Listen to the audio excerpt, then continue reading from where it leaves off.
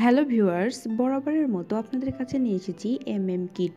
তো ফ্রেন্ডস, তার আগে বলে নিই, আপনারা যারা চ্যানেলে নতুন তারা প্লিজ সাবস্ক্রাইব করুন। আর আগে থেকে যাদের সাবস্ক্রাইব করা আছে তাদেরকে thank you so much. Friends, আমরা দেখতে পাচ্ছি কিট।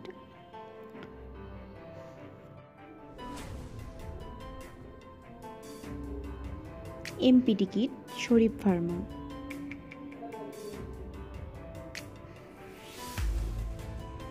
এখন আমরা জানব kit, mifepristone 200 milligram tablet, misoprostol 200 microgram tablet. Kit কি? কিট হচ্ছে মাসিক নিয়মিতকরণ অথবা গর্ভপাতের জন্য একটি কম্বিনেশন ওষুধ। এখানে মাসিক নিয়মিতকরণ বলতে অস্ত্রোপচার ছাড়া মাসিক নিয়মিত করাকে বোঝাচ্ছে। সেক্ষেত্রে সবচেয়ে কার্যকরী ও নিরাপদ মাসিক নিয়মিতকরণ করতে মিপটন, মিফেপ্রিস্টন ও মিসোপ্রোস্টল এই দুইটি ওষুধ একত্রে ব্যবহার করা প্রয়োজন। তারই ধারাবাহিকতায় কিট হচ্ছে প্রথম প্রোডাক্ট যা এই দুটি ওষুধ একত্রে একটি প্যাকেজে লাইসেন্স ও বাজারজাত করেছে। কিট কাজ করে। একজন মহিলা প্রথমে একটি মিপটন বড়ি মুখে গিলে খাবেন।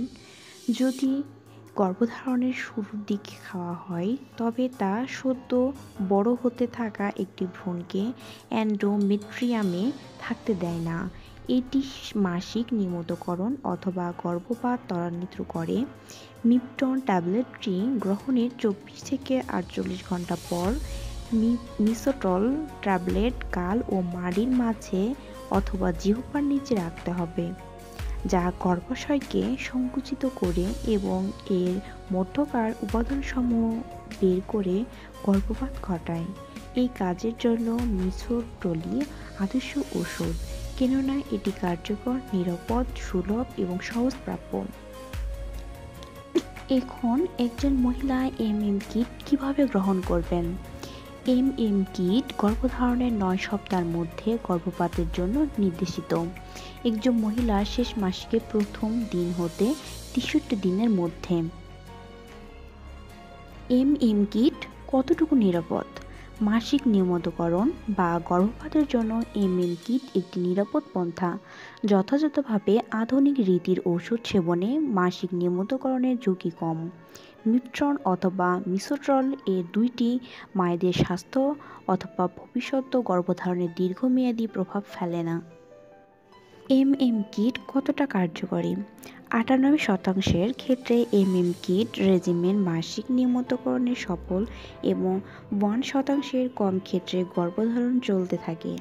খুবই কম শতাংশে মহিলাদের ক্ষেত্রে গর্ভটিস্যু থেকে যায়, যার জন্য পরবর্তী পদক্ষেপ দরকার হয় ভ্যাকুয়াম অ্যাসপিরেশন অথবা মিসোট্রল এর দ্বিতীয় ডোজ। নির্দেশাবলী: প্রথম দিন, আজকে প্রথম বড়িটি মিফেপ্রিস্টন গ্রহণ করুন, সাথে প্রচুর পরিমাণ পানি পান করুন। দ্বিতীয় দিন, 2টি প্লাস 2টি করে মিসোপ্রোস্টল মুখের ভেতরে 2 পাশে গাল এবং মাড়ির মাঝখানে অথবা 4টি ট্যাবলেট জিহ্বার নিচে রাখুন। 30 মিনিট অপেক্ষা করুন। পরপর 4টি বড়ির অবশিষ্ট অংশ গিলে ফেলুন। তলপেটে ব্যথা হলে প্রতি 4 ঘন্টা থেকে 6 ঘন্টা পর পর একটি করে আইবুপ্রোফেন বা ন্যাপ্রোক্সেন ট্যাবলেট গ্রহণ করুন।